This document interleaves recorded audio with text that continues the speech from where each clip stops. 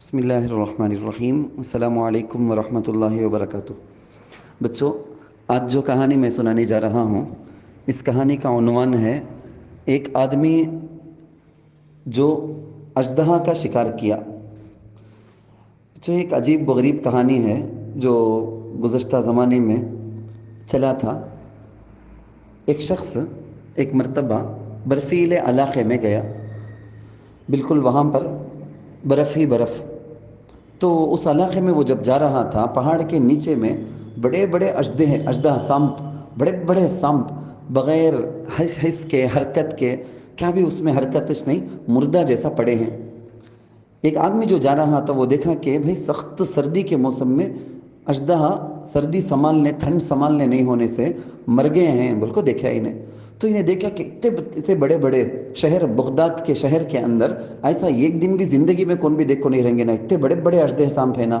تو انہیں سوچا یہ رکھو، کمائے جا ہمیں، وہ خواہش آ گئی اسے۔ تو ایک اژدہا سانپ کو نے پکڑ کو، کھینچ کو رسی کے جیسا زمین میں کھینچتے ہوئے لے لگایا، کیونکہ وہ ایک بہت بڑا ستون کے جیسا، اتنا موٹا بڑا تھا وہ اژدہا سانپ، بڑا ایک کھمبا بولتے نہیں، کھمبے کے جیسا بہت موٹا تازہ تھا۔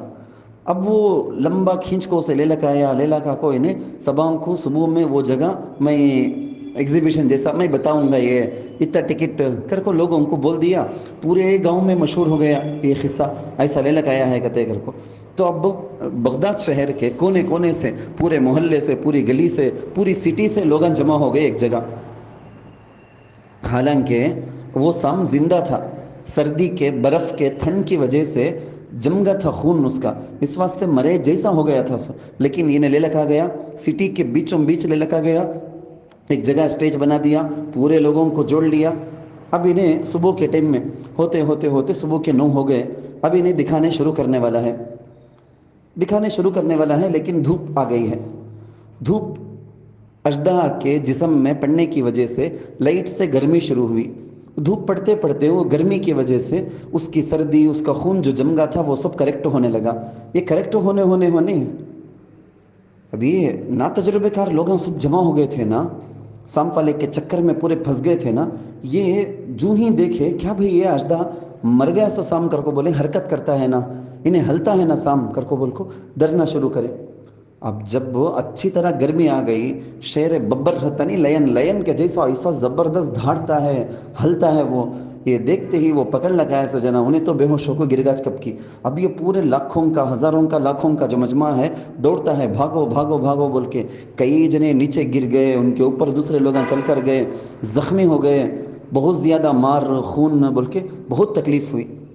بچوں، علماء لکھتے ہیں یہ جو کہانی ہے نا، اس کہانی سے ہم نے کیا سبق ملتا، دیکھو ہمارے پاس ایک نفس کر کو ہے ہمارے دل میں، انہیں ہے نا گناہوں کی خواہش ایسا اس کے اندر رہتی، کب تو بھی ہمیں کیا سمجھ جائیں گے بولے تو میں اچھا جنا ہوگا سکا ہے، میرا نفس اچھا ہو گیا ہے، اب مجھے گناہ کرنے کا ارادہ نہیں ڈالتا دیکھ کر کو۔